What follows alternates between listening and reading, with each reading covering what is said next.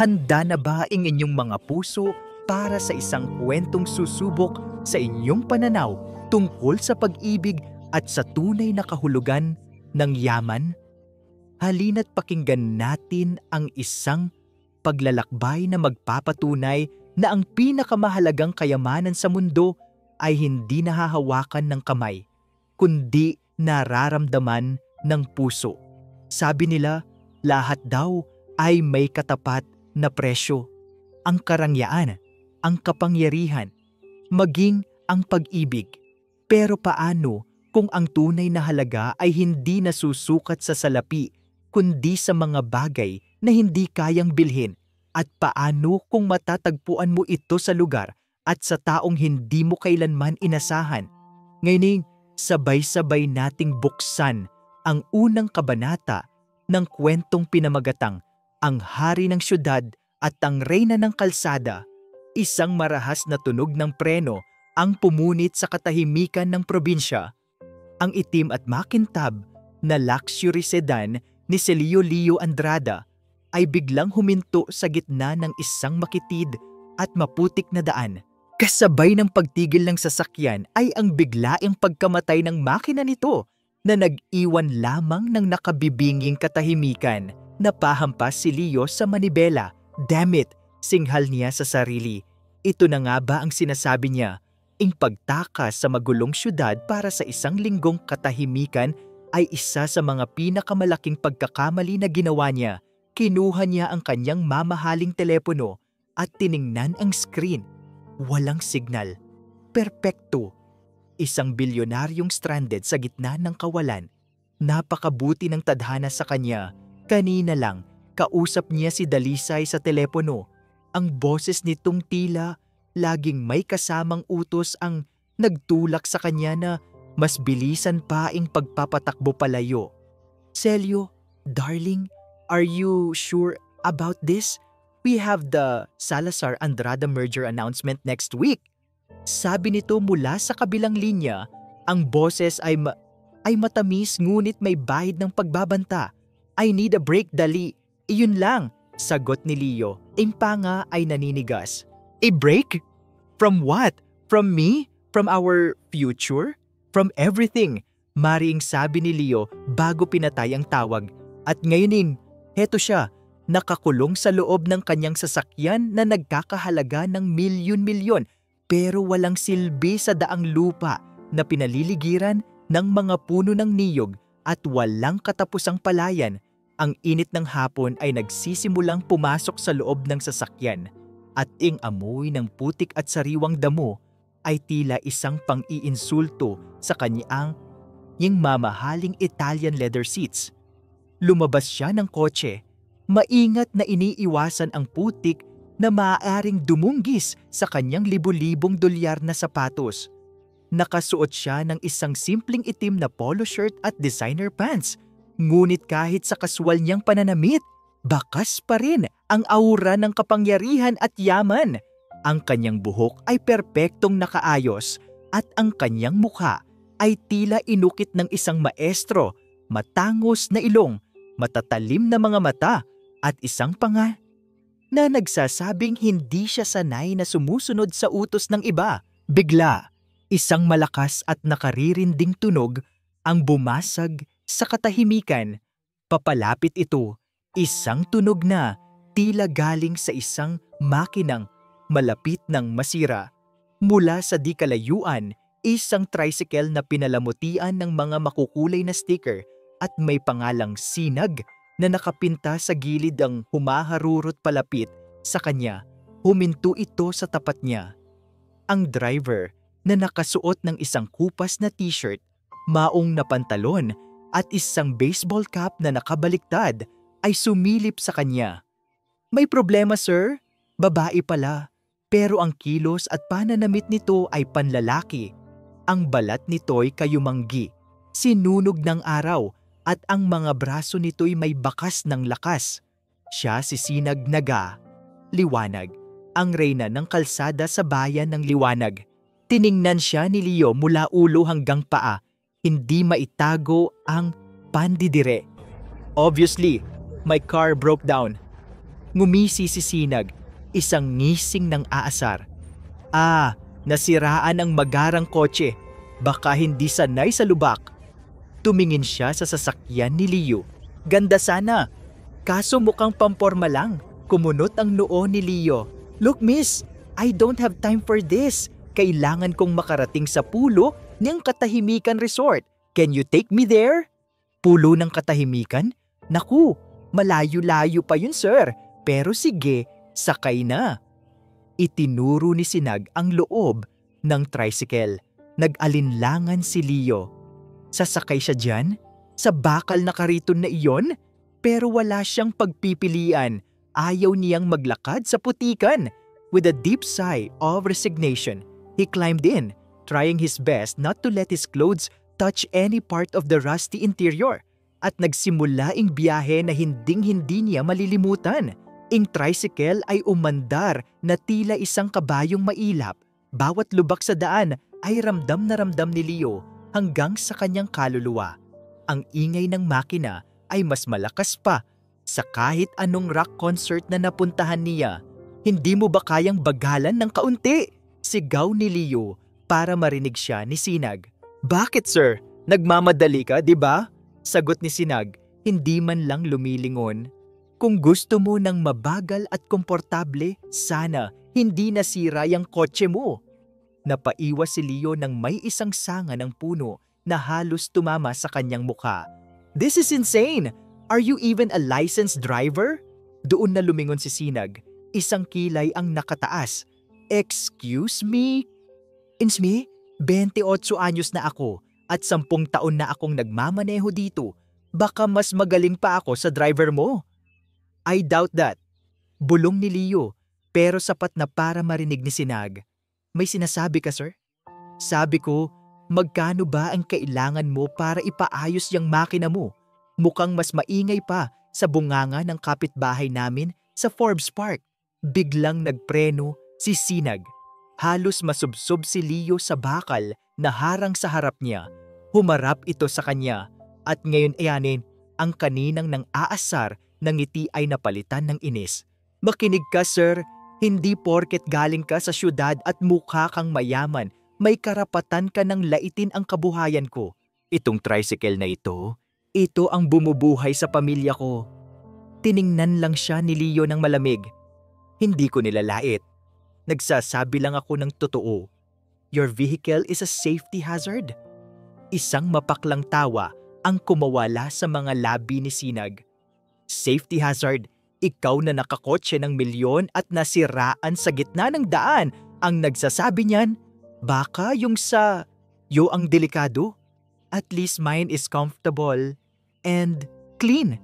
Idiniin ni Leo ang huling salita habang pinapagpagan ang isang hindi makitang alikabok sa kanyang pantalon. Iyon na ang huling patak. Ang pasensya ni Sinag ay umapaw. Ngumiti siya ng isang matamis ngunit mapanganib na ngiti. Ganun ba? Sige po sir, ibabalik ko na po ang safety at comfort ninyo. Bago pa man makapag-react si Leo, muling humarurot ang tricycle mas mabilis pa kaysa kanina. Si Leo ay napakapit ng mahigpit habang ang tricycle ay lumiliko-liko sa daan na tila nakikipagkarera sa hangin. Ano ba? Are you trying to kill me? Sigaw ni Leo. Ang boses ay may bahid na ng takot. Sabi mo gusto mo ng mabilis, di ba? Sigaw pa balik ni Sinag. Ang tawa ay maririnig sa gitna ng ingay ng makina. Hindi ganito kabilis. You are a menace. Isang babaeng kanto na walang modo. Sa narinig, biglang nag-iba ang ekspresyon ni Sinag. Nawala ang kanyang tawa. Ang kanyang mga mata ay nag-apoy sa galit. Sa isang iglap, ibinaba niya ang kanyang paa sa preno ng buong lakas. Isang nakabibinging tunog ng pagpiga ng metal ang narinig. Ang tricycle ay biglang huminto. Dahil sa biglaang paghinto at sa lakas ng puwersa, hindi na nakakapit pa si Leo.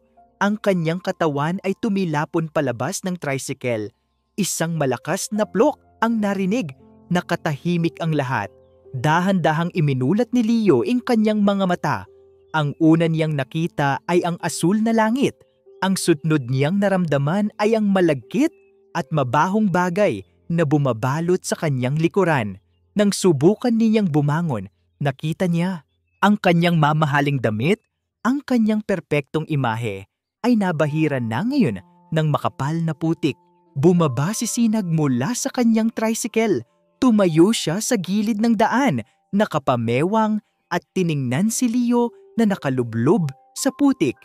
Isang maliit na ngiti ng tagumpay ang sumilay sa kanyang mga labi. "Paumanhin po," sabi niya sa isang boses na puno ng sarkasmo.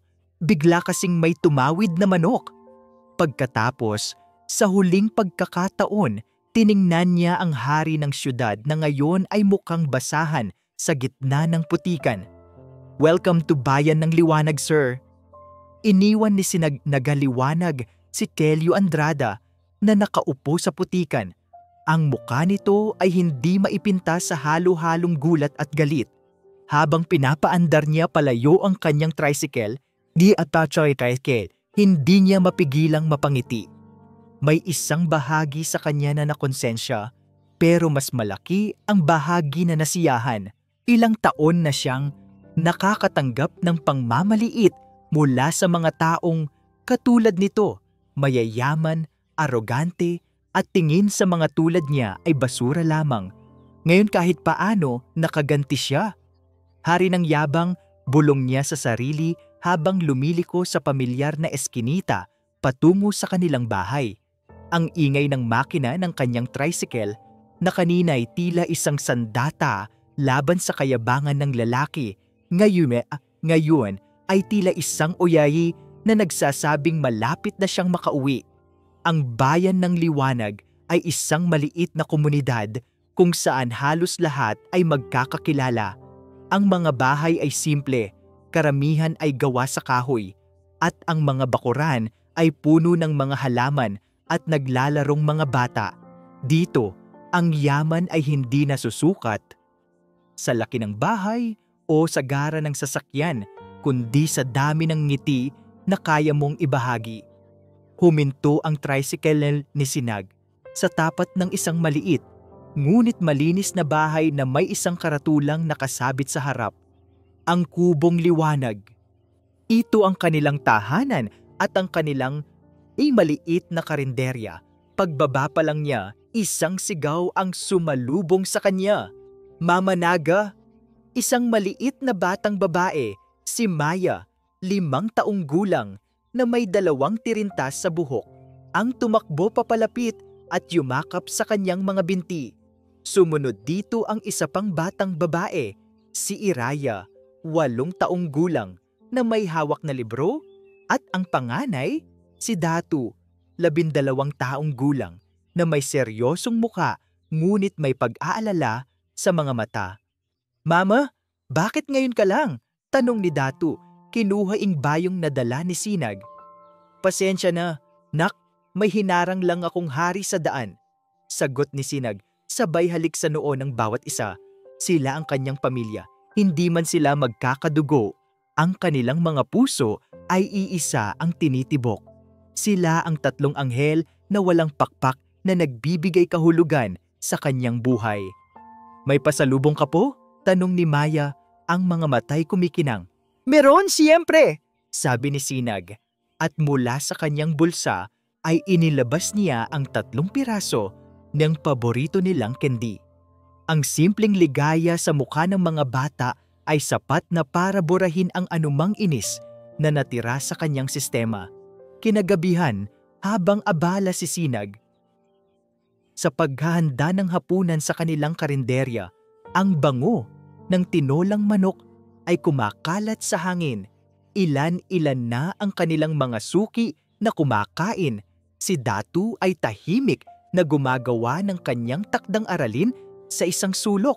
Si Iraya naman ay abala sa pagguhit, habang si Maya ay masayang naglalaro ng kanyang mga lumang manika. Ito ang kanyang mundo. Simple, minsan mahirap, pero puno ng pagmamahal. Biglang, isang anino ang tumabon sa pasukan ng kanilang karinderya. Lahat ng mga kumakain ay napatingin. Doon, nakatayo ang lalaking iniwan niya sa putikan kanina. Nakatayo si Celio Andrada sa pintuan. Nakapalit na ito ng damit. Isang simpleng puting t-shirt at shorts na halatang binili lang sa pinakamalapit na tindahan. Ngunit kahit sa simpleng kasuotan, hindi maitago ang kakaibang aura nito. Ang paraan ng kanyang pagtayo, ang kanyang matalim na tingin ay nagsasabing hindi siya kabilang sa lugar na iyon. Napatigil sa pagsubo ang mga tao, napatigil sa pagguhit si Iraya. Maging si Datu ay napaangat ng tingin. Naglakad si Leo papasok. Ang kanyang mga mata ay nakatuon lamang kay Sinag. "Kailangan ko ng matutuluyan," sabi niya sa isang boses na formal at walang emosyon. "Sabi ng mga tao sa labas, may pinapaupahan daw kayong kwarto." Napakurap si Sinag. Totoo, may isang maliit na kwarto sa likod ng kanilang bahay na pinaparentahan niya minsan sa mga biyahero, pero hindi niya inakala na ang isang tulad ni Leo ang kukuha nito. Bakit dito? Di ba sa resort ka pupunta?" Nauutal niyang tanong. "My car is being fixed. It will take a few days and I need a place to stay," sagot ni Leo. Ang tingin ay hindi pa rin inaalis sa kanya. Tila may hamon sa kanyang mga mata. "Unless you're afraid to have me as a neighbor." Naramdaman ni Sinag ang pag-init ng kanyang pisngi. Ang kayabangan talaga ng lalaking ito. "Hindi ako takot sa iyo. Sige. Kung kaya mo ang simpleng buhay dito, edi tumira ka." Itinuro niya ang daan papunta sa kwarto sa likod. Sumunod si Leo. Pagbukas ng pinto, tumambad sa kanila ang isang maliit na silid na may isang papag, isang maliit na mesa at isang bintanang nakatanaw sa ilog. Malinis ito, ngunit napakasimple. Malayong malayo sa inaasahan ng isang bilyonaryo. Tiningnan ni Leo ang paligid. Hindi siya nagsalita. Akala ni Sinag ay magrereklamo ito, ngunit tumangulang ito. "I'll take it." Kinagabihan, habang kumakain sila ng hapunan, hindi maiwasan ni Sinag na sumulyap sa bintana ng tinutuluyan ni Leo. Nakikita niya ang anino nito na pabalik-balik, tila hindi mapakali. Maya-maya, lumabas ito at nagtungo sa kanilang karinderya. Umupo ito sa isang bakanteng mesa. "Gutom ka na, no?" tanong ni Sinag, pilit na itinatago ang ngiti. "Just give me whatever you're serving," sabi ni Leo. Inilabas ang telepono na wala pa ring signal. Inihain ni Sinag sa harap niya ang isang mangkok ng mainit na tinola at isang plato ng kanin. Tiningnan ito ni Leo na may pag-aalinlangan. Tila ba ito ang unang beses na nakakita siya ng ganitong pagkain? Dahan-dahan niyang sinubo ang sabaw. Napatigil siya. Isang kakaibang lasa ang kumalat sa kanyang bibig. Hindi ito katulad ng mga pagkain sa mga 5-star restaurant na kanyang kinakainan, pero mayroon itong kakaibang init at sarap na tila umabot hanggang sa kanyang puso. Hindi niya namalayan, naubos niya ang buong mangkok. Nang matapos kumain, nakita ni Leo si Sinag na nakaupo sa tabi ng kanyang mga anak.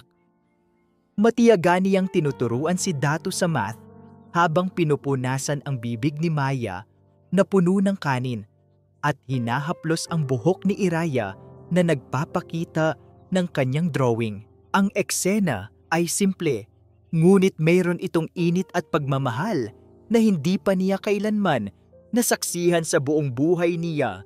Naisip niya ang sarili niyang pamilya, ang kanyang mga magulang na laging abala sa negosyo, na ipinakikita ang pagmamahal sa pamamagitan ng mga mamahaling regalo, pero hindi sa pamamagitan ng oras at yakap. Tumayo siya para magbayad. Inilabas niya ang kanyang pitaka at kumuha ng 1,000 piso. "Keep the change," sabi niya. Tiningnan ni Sinag ang pera. Pagkatapos ay tumingin sa kanya. Kinuha niya ito, pumasok sa loob at bumalik na may dalang sukli. 50 pesos lang po ang tinola. Eto ang sukli ninyo. I said, keep it. Giit ni Leo. Umiling si Sinag, ang kanyang mga mata ay seryoso. Hindi ko kailangan ng limos mo. Ang kailangan ko ay ang bayad mo sa serbisyo ko. Magkaiba yun. Inilagay niya ang sukli sa mesa. Ang dignidad, sir, hindi nabibili.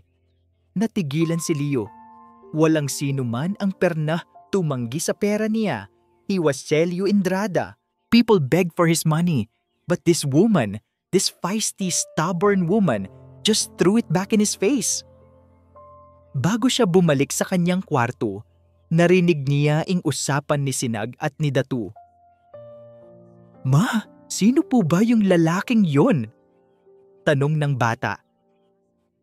Huminga ng malalim si Sinag bago sumagot. Tumingin siya sa mga anak niya na mahimbing nang natutulog sa isang banig sa sahig. Hinaplos niya ang buhok ni Datu at bumulong.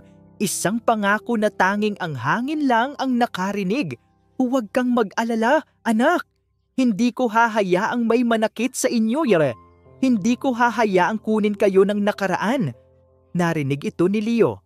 Hindi niya naintindihan ang ibig sabihin nito'y, pero naramdaman niya ang bigat sa bawat salita. Sa kalaliman ng gabi, nagising si Leo sa isang mahinang iyak. Galing ito sa bahay ni Sinag. Sumilip siya sa bintana at nakita ang ilaw sa loob na bumukas. Nakita niya ang anino ni Sinag na karga-karga ang maliit na katawan ni Maya. Pabalik-balik, tila hindi mapakali. Ang iyak ay hindi tumitigil. May sakit ang bata. Napanood niya si Sinag na naglalagay ng basang bimpo sa noo ng bata. Nakita niya ang pag-aalala at pagod sa mukha nito. Nakita niya ang pagiging mag-isa nito sa gitna ng gabi. Sa unang pagkakataon, naramdaman ni Celio Andrada ang isang bagay na matagal na niyang kinalimutan. Isang bagay na hindi niya naramdaman para kay Dalisay, sa kanyang mga business partners o kahit kanino pa man. Habag, awa, at isang hindi maipaliwanag na pagnanais na tumulong. Tumayo siya mula sa kanyang papag. Ang kanyang isip ay nagtatalo. Should he interfere? It's not his problem. Pero ang imahe ng desperadong mukha ni Sinag at ang walang tigil na iyak ng bata ay hindi maalis sa kanyang isipan. He found himself walking towards her door.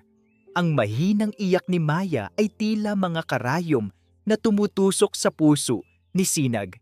Nilalagnat ang kanyang bunso. Mataas. Hinahapo na siya sa kaiiyak at ang maliit nitong katawan ay nanginginig sa init. Ginawa na ni Sinag ang lahat ng alam niya. Punas ng maligamgam na tubig, pagpapainom ng gamot, pero walang epekto. Ang pinakamalapit na klinika sa bayan ay sarado na at ang ospital ay nasa kabilang bayan pa. Paano? Paano niya dadalhin si Maya doon? Gabi na at walang ibang tricycle na bumibiyahe sa ganitong oras. Niyakap niya ang kanyang anak habang ang sarili niyang mga luha ay nagsisimula ng mamuo sa gilid ng kanyang mga mata. Sa mga sandaling tulad nito, nararamdaman niya ang bigat ng pagiging mag-isa.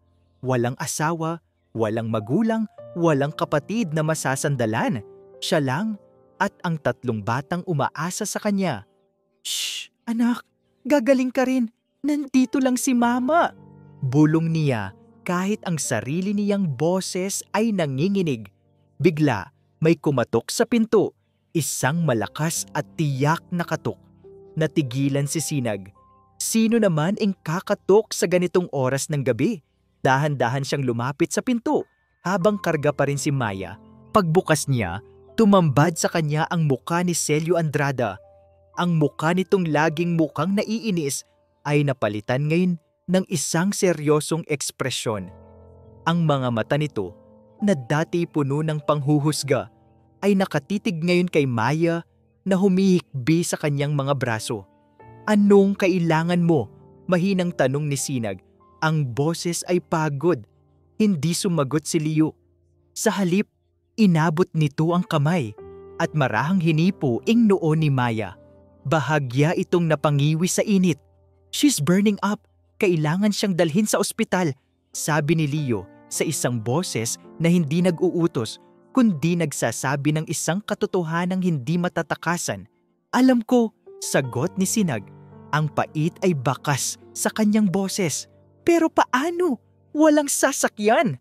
"Meron," sabi ni Leo. Tumalikod ito at itinuro ang isang luma at medyo kalawangin na owner-type jeep na nakaparada sa di-kalayuan. "I borrowed it from the village captain. I paid him enough to make sure he wouldn't ask any questions." Napatitig si Sinag sa jeep pagkatapos ay kay Leo. Hindi siya makapaniwala. Ang lalaking ito, ang hari ng yabang, ay gumawa ng paraan para sa kanila? Bakit mo ginagawa to?" tanong niya. Ang pagtataka ay malinaw sa kanyang boses. Tumingin si Leo sa kanya at sa isang saglit, nakita ni Sinag ang isang bagay sa mga mata nito na hindi pa niya nakikita dati. Isang bakas ng kahinaan o marahil isang alaala ng sakit. "Just get in the car," sabi lang nito. Ang boses ay bahagyang lumambot. Wala tayong oras. Walang nagawa si Sinag kundi sumunod. Maingat niyang isinakay si Maya sa loob ng jeep. Umupo siya sa likod, kinakalong ang nanginginig na katawan ng anak. Si Leo naman ang umupo sa driver's seat. Ang amoy ng kalawang at luma ay kabaligtaran ng amoy ng leather sa kotse nito kanina. Pero ngayon, ito ang amoy ng pag-asa. Tahimik ang biyahe patungo sa kabilang bayan. Tanging ang ugong lang ng makina ng jeep at ang mahinang pag-iyak ni Maya ang maririnig. Si Leo ay seryosong nagmamaneho. Ang mga mata ay nakatuon sa madilim na daan sa unahan. Si Sinag naman ay nakayakap lang kay Maya. Ang isip ay lumilipad. Hindi niya maintindihan bakit sila tinutulungan ng lalaking ito. Ang lalaking nang lait sa kanya, sa kanyang tricycle, sa kanyang pamumuhay. Ngayon, heto ito, nagmamaneho sa gitna ng gabi para sa kapakanan ng kanyang anak. Pagdating sa ospital, muling ipinakita ni Leo ang kanyang kapangyarihan. Habang si Sinag ay kinakabahan sa emergency room, si Leo ay dire-diretsong kinausap ang head nurse. Ilang sandali lang, si Maya ay agad na inasikaso ng isang doktor. Mula sa salaming bintana, pinanood nilang dalawa si Maya na ginagamot. Na-diagnose ito na may mataas na lagnat dahil sa isang impeksyon. Binigyan ito ng gamot at isinuwero. Unti-unti, ang pag-iyak ng bata ay humina at napalitan ng mahimbing na pagtulog. Napabuntong hininga si Sinag. Ang tensyon sa kanyang katawan ay dahan-dahang nawawala.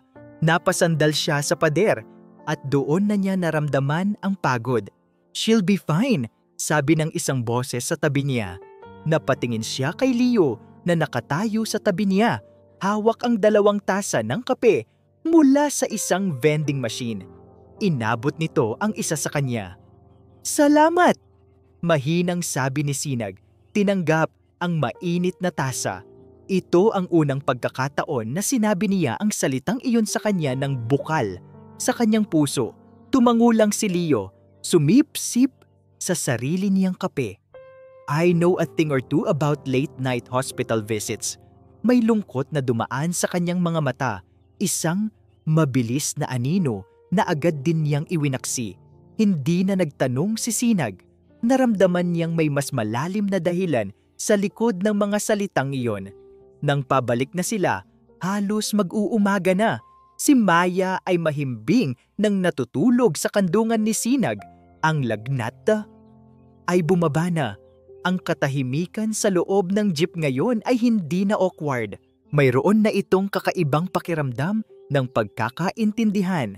Isang hindi nakikitang tulay na nabuo sa pagitan nilang dalawa dahil sa pinagdaanang krisis. Pagdating sa bayan ng liwanag, maingat na binuhat ni Leo si Maya mula sa jeep at dinala ito sa loob ng bahay ni Sinag.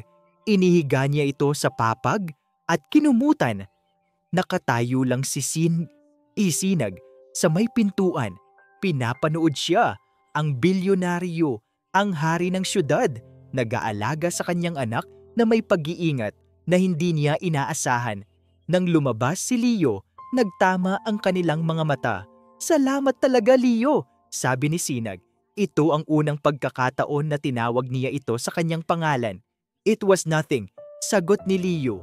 Ang boses ay bahagyang paos. "Magpahinga ka na." Tumalikod na si Leo at naglakad pabalik sa kanyang tinutuluyang kwarto. Ngunit, bago siya tuluyang makalayo, huminto siya. Hindi siya lumingon. "Sinag," tawag niya. "Bakit?" "You're a good mother," sabi niya. At pagkatapos ay nagpatuloy na sa paglakad. Iniwan si Sinag na nakatayo roon. Ang puso ay naguguluhan sa mga emosyon. Kinabukasan, tumawag si Leo sa kanyang sekretarya. "Sir Celio, thank God, Miss Salazar has been calling non-stop. We have a board meeting tomorrow. Cancel it," putol ni Leo. "Po, sir, pero ito po yung para sa..." "I said cancel everything. All my meetings for the rest of the week. May I ask why? Sir, may problema po ba?" Tumingin si Leo sa bintana. Mula doon, tanaw niya ang kubong liwanag. Nakita niya si Sinag na nagwawalis sa labas habang si Datu at Iraya ay naghahanda para pumasok sa eskwela.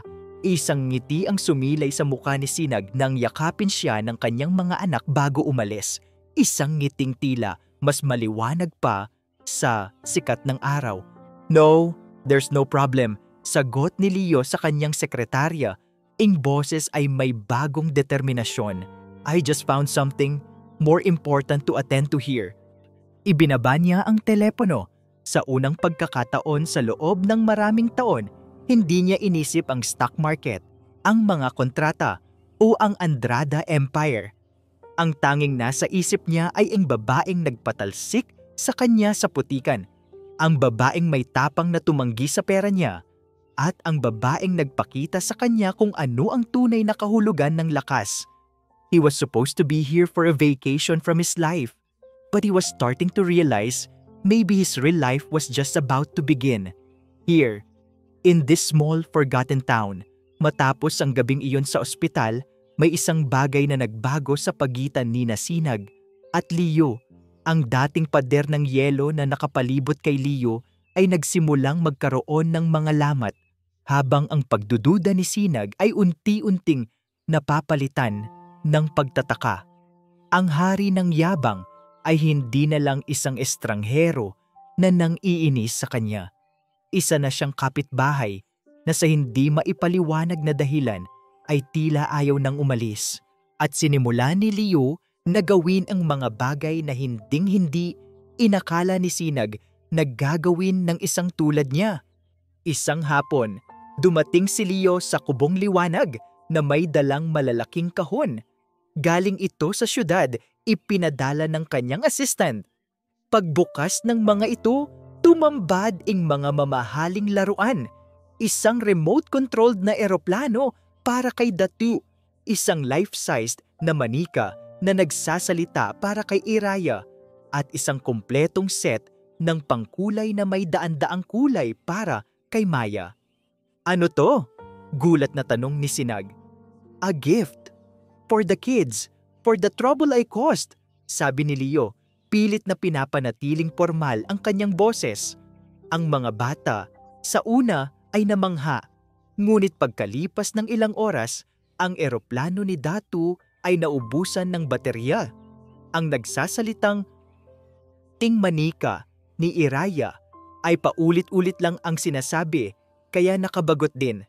At si Maya, mas ginusto pang maglaro ng putik sa labas kaysa gumamit ng mga magagarang pangkulay. Kinahapunan, nakita ni Leo si Datu sa likod bahay, abala sa paggawa ng isang saranggola mula sa mga patpat ng kawayan at lumang dyaryo. "What's that?" tanong ni Leo. "Saranggola po," sagot ni Datu, hindi inaalis ang tingin sa ginagawa. "Mas masaya to kasi ikaw mismo ang gumagawa." Umupo si Leo sa tabi niya, pinapanood ang maliliit ngunit maliliksing mga kamay ng bata. "Teach me." Nagulat si Datu. pero ngumiti rin. Sa buong hapong iyon, ang bilyonaryong si Celio Andrada ay natutong magtali ng sinulid, magdikit ng papel, at magbalanse ng isang saranggola.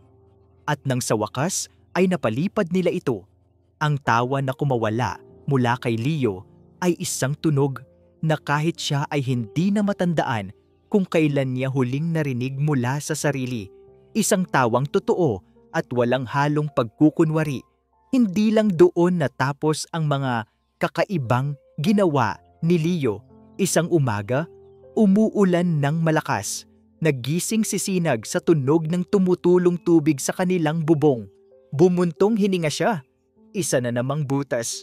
Kailangan na naman niyang akyatin iyon mamaya para kumpunihin. Paglabas niya, nakita niya si Leo nakatayo sa ilalim ng ulan, nakatingala sa bubong na may butas.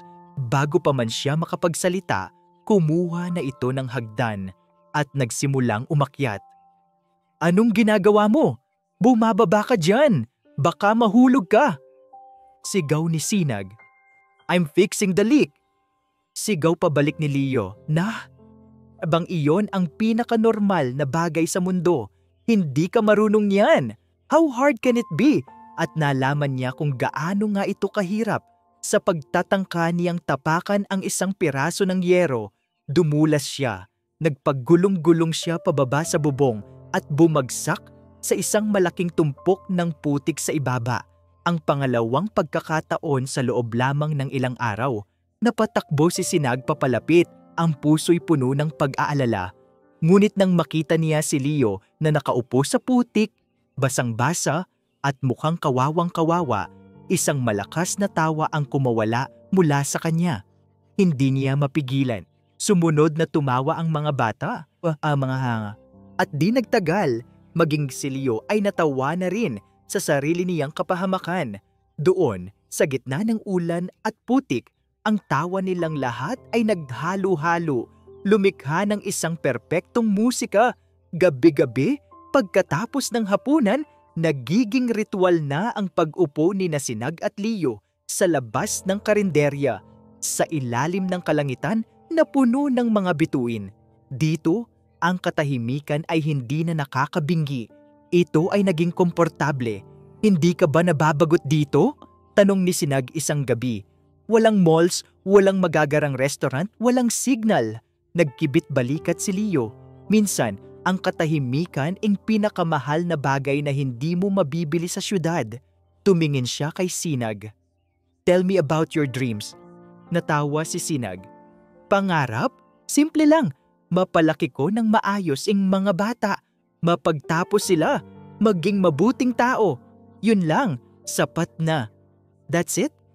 Bakit ano ba dapat? Magkaroon ng yate? Ning private plane?" Biro niya. "Hindi." Seryosong sagot ni Leo. "Ang pangarap mo? Mas malaki kaysa sa kahit anong yate o eroplano kasi hindi ito para sa sarili mo." Natigilan si Sinag. Tumingin siya sa mga mata ni Leo at nakita niya ang isang bagay na pamilyar. Pag-iisa. "Ikaw niya," sabi niya, "ano naman ang pangarap mo?" Matagal bago sumagot si Leo. Tumanaw siya sa malayo. I don't know anymore. Matagal na akong tumigil mangarap. Ang ginagawa ko na lang ay palakihin ang iniwan sa akin. To be bigger, to be better, to be the best. Pero hindi ko na alam kung para saan." Sa unang pagkakataon, naramdaman ni Sinag na ang lalaking katabi niya ay hindi ang makapangyarihang Celio Andrada, kundi si Leo lang. Isang taong, sa kabila ng lahat ng yaman, ay naliligaw at nag-iisa. Isang gabi, habang nagliligpit sila ng mga pinagkainan sa karinderya, sabay nilang pinulot ang isang kutsarang nahulog sa sahig. Ang kanilang mga kamay ay nagdikit. Isang kuryente ang tila dumaloy mula sa dulo ng kanilang mga daliri pataas sa kanilang mga braso hanggang sa tumama ito sa kanilang mga puso. Pareho silang napatigil. Nag-angat sila ng tingin at nagtama ang kanilang mga mata. Ang distansya sa pagitan nila ay biglang umikli. Ang hangin ay tila naging makapal at puno ng isang emosyon na hindi pa nila pinapangalanan. Ang mukha ni Leo ay dahan-dahang lumapit sa kanya. Ang mga mata ni Sinag ay dahan-dahang pumikit, hinihintay ang isang bagay na matagal na niyang kinalimutan kung paano pakiramdamin. Ngunit ang sandaling iyon ay biglang nabasag. "Magandang gabi, Sinag!" Isang boses ang narinig nila mula sa labas. Boses ni Basilio Basyo Umali, isa sa mga lalaki sa kanilang bayan na matagal nang may gusto kay Sinag. Nakatayo ito sa di kalayuan, ang mga matay matalim na nakatitig sa kanilang magkadikit na kamay. Ang ngiti nito ay hindi umabot sa kanyang mga mata. Sa halip, ito ay puno ng inggit at hinala. Agad na binawi ni Leo at Sinag ang kanilang mga kamay, tila napaso. Ngumisi si Basyo, isang ngising mapanuri. "Mukhang may bago ka ng bisita, ah? Taga-siyudad pa." Lumakad ito palayo, ngunit ang kanyang tingin ay naiwan isang babala na ang kanilang namumuong paraiso ay may nagmamasid. Ang tingin na ipinukol ni Basilio ay tila isang lason na dahan-dahang kumalat sa munting paraiso na sinimulang buuin ni Leo at Sinag. Kinabukasan, naramdaman agad ni Sinag ang epekto nito. Habang namamalengke siya, ang mga dating palakaibigang ngiti ng kanyang mga kababayan ay napalitan ng mga mapanuring tingin at bulungan. "Narinig mo ba?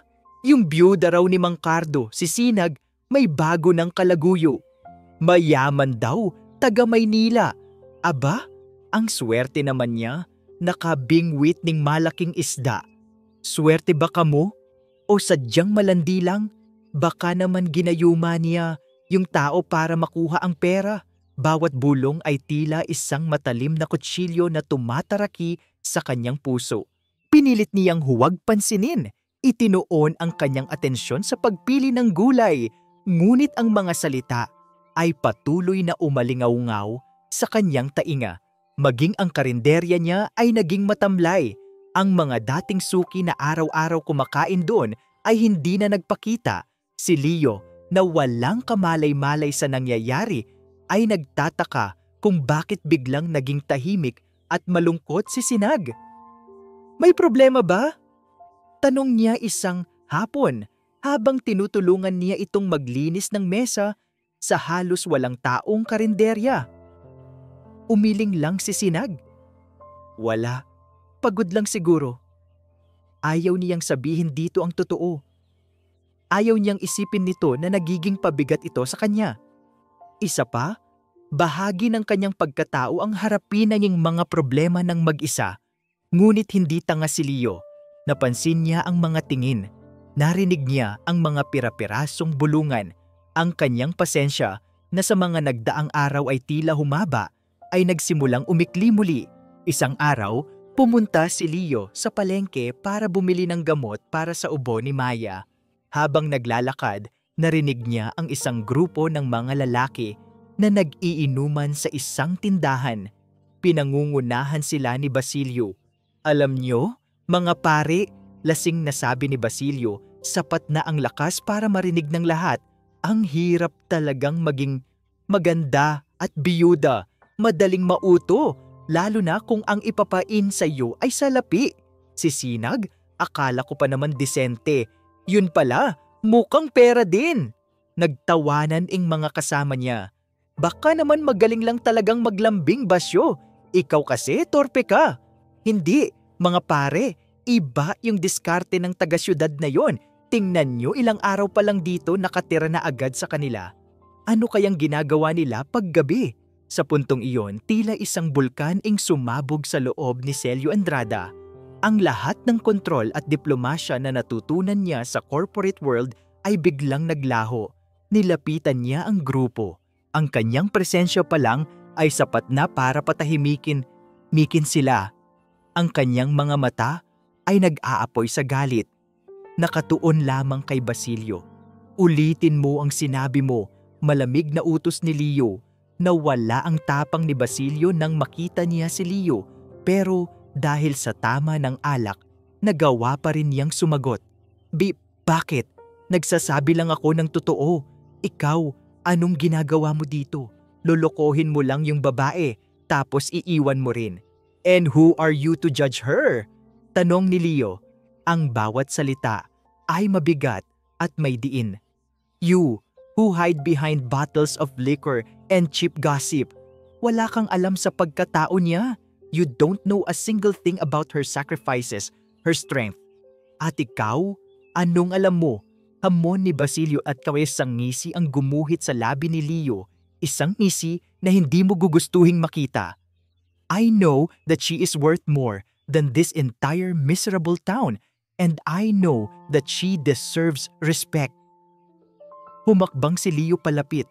Ang tangkad at tindig niya ay tila higante sa harap ni Basilio. So I'm going to say this only once. The next time you open your mouth to say anything disrespectful about her, I will make sure you never speak again. Understood? Ang banta ay malinaw, hindi pa showbiz, kundi totoo. Nanginginig na tumango si Basilio. Hindi pa nasiyahan. Lumingon si Leo sa lahat ng mga tao sa palengke na ngayon ay nanonood sa kanila. Lahat kayo! Sigaw niya. Ang boses ay puno ng autoridad na sanay mag-utos sa daan-daang empleyado. Sinagliwanag is a decent and hardworking woman. She's raising 3 children on her own with nothing but dignity. Kung wala kayong sasabihing mabuti, manahimik na lang kayo. The next person I hear gossiping about her will have to deal with me personally. Pagkatapos noon, tumalikod siya at naglakad palayo. Iniwan ang isang palengke na puno ng mga taong natigilan at hindi makapaniwala sa kanilang nasaksihan. Nakarating ang balita kay Sinag bago pa man makabalik si Leo. Isang matandang tindera ang humahangos na nagkwento sa kanya. Kaya naman pagdating ni Leo, sinalubong siya ni Sinag sa labas ng karinderya. Ang mukha niya ay isang halo ng pag-aalala at isang emosyon na hindi niya mapangalanan. Bakit mo ginawa yon? Tanong niya. Because they needed to be told. Simpleng sagot ni Leo.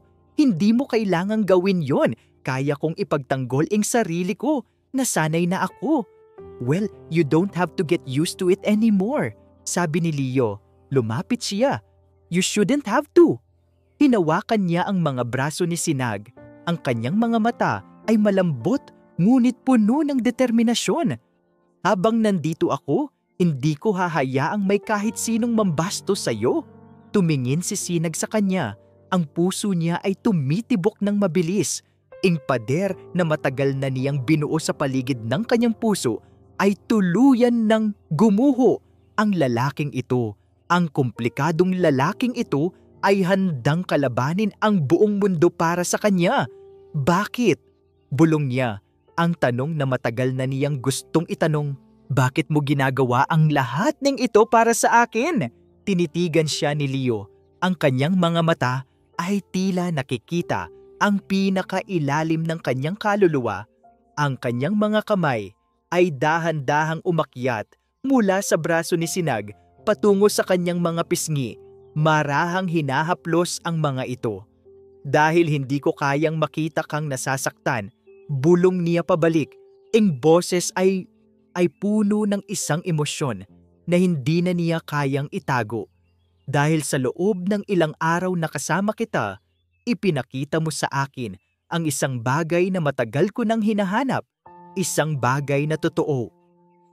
Ang mundo sa paligid nila ay tila naglaho. Wala nang tsismis, wala nang mapanghusgang mga mata. Sila na lang dalawa. At sa gitna ng katahimikan ng hapon, habang ang araw ay dahan-dahang lumulubog, si Leo ay yumuko. Ngunit bago pa man maglapat ang kanilang mga labi, isang tunog ang bumasag sa kanilang sandali. Isang tunog na hindi nabibilang sa bayan ng liwanag. Ang marangyang tunog ng isang mamahaling kotse na humihinto sa harap ng kanilang karinderya. Sabay silang napalingon. Bumukas ang pinto ng kotse. Mula dito, isang babae ang lumabas, nakasuot ng isang eleganteng puting bestida, mamahaling alahas at salaming pang-araw na nagkukubli sa kanyang mga mata. Bawat galaw niya ay nagsisigaw ng yaman at kapangyarihan. Ang kanyang kagandahan ay perpekto, tila isang manika, ngunit may lamig na bumabalot dito. Tinanggal ng babae ang kanyang salamin at ang kanyang mga mata ay agad na tumama kay Leo. Pagkatapos ay lumipat kay Sinag. Tinitingnan ito mula ulo hanggang paa na may halong pandidiri. Isang matamis ngunit mapanganib na ngiti ang sumilay sa kanyang mga labi.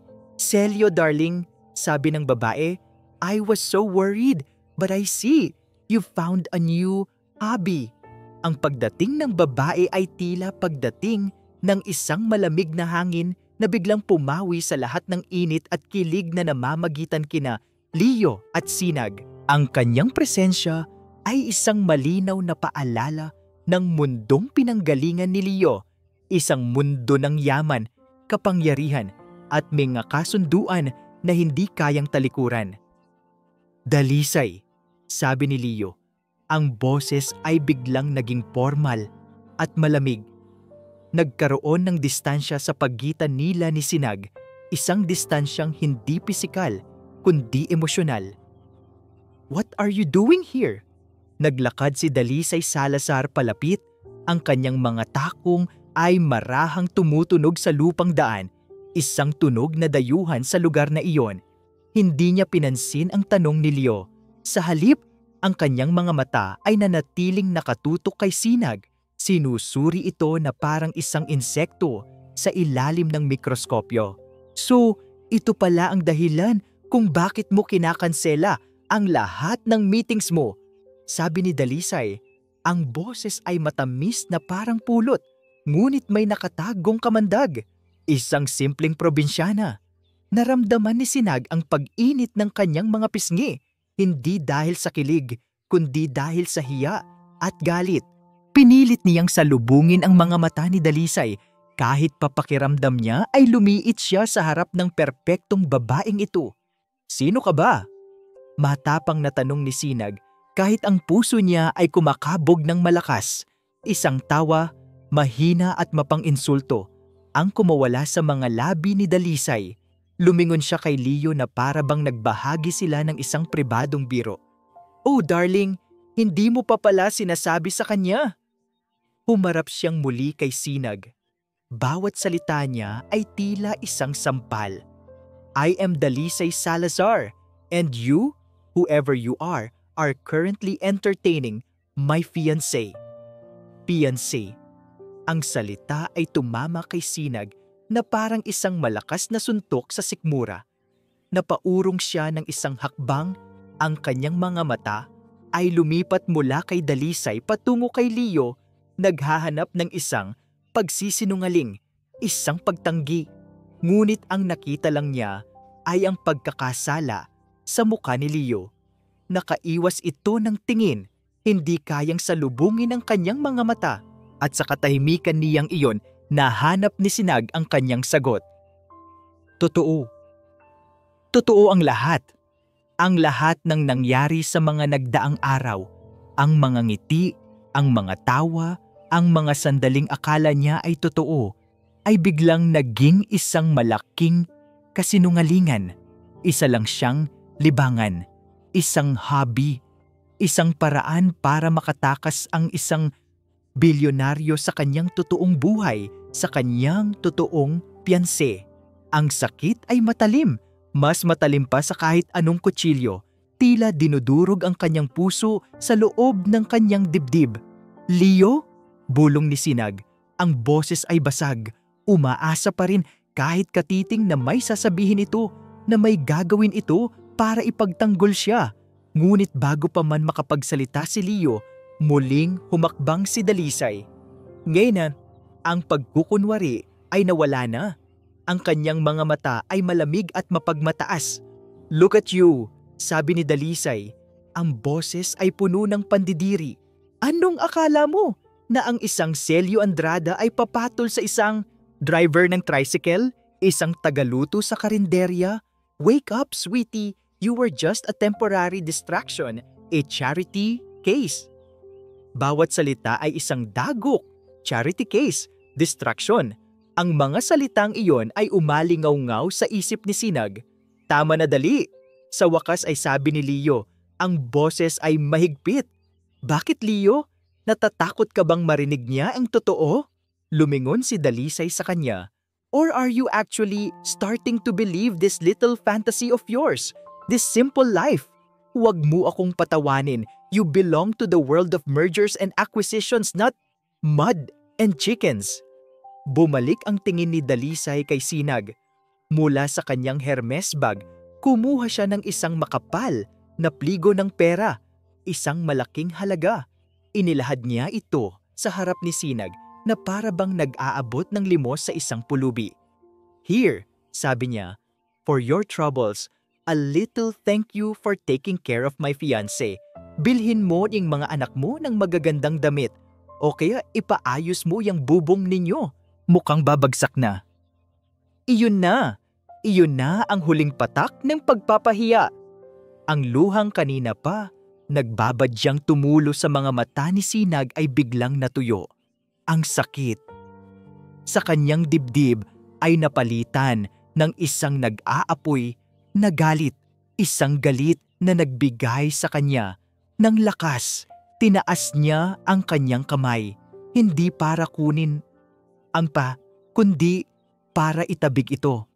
Isang malakas na sampal ang dumapo sa kamay ni Dalisay.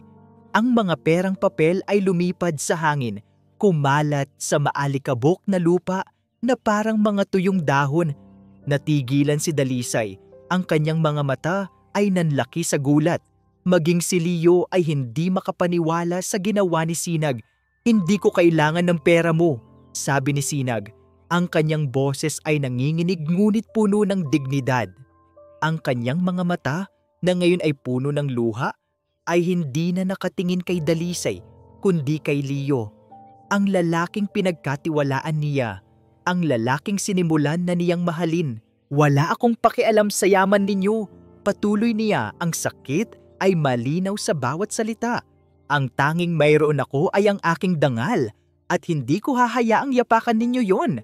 Tumingin siya kay Leo, ang kanyang puso ay basag na basag. Umalis na kayo. Sabi niya, ang boses ay halos isang pakiusap na. Please, just leave. Pagkatapos noon, tumalikod siya. Bawat hakbang palayo ay tila 1,000 karayom na tumutusok sa kanyang mga paa. Hindi siya lumingon. Naglakad siya papasok sa kanyang munting bahay, ang lugar na dati puno ng mga pangarap, ngunit ngayon ay naging saksi sa pagkawasak ng kanyang puso. Isinara niya ang pinto at doon, sa likod ng manipis na kahoy, tuluyan na siyang napaupo sa sahig. Doon na bumuhos ang mga luhang kanina. Panya pinipigilan, isang iyak na tahimik ngunit puno ng sakit. Isang iyak para sa isang pag-ibig na akala niya'y totoo, para sa isang kaligayahang inagaw sa kanya ng ganoon kabilis. Sa labas, naiwan si Leo na nakatayo sa pagitan ng dalawang mundo. Ang malamig at kalkuladong mundo ni Dalisay at ang simple ngunit totoong mundo ni Sinag na ngayon ay isinara na ang pinto para sa kanya. Well, sabi ni Dalisay, inaayos ang kanyang damit na para bang walang nangyari. That was dramatic. Now, shall we go home, darling? Tumingin si Leo sa nakasarang pinto. Sa likod niyon, naririnig niya ang mahinang hikbi. Ang tunog na iyon ay tila isang punyal na sumasaksak ng paulit-ulit sa kanyang konsensya. Naiwan siyang nakatayo roon, nalilito, nagsisisi at durog.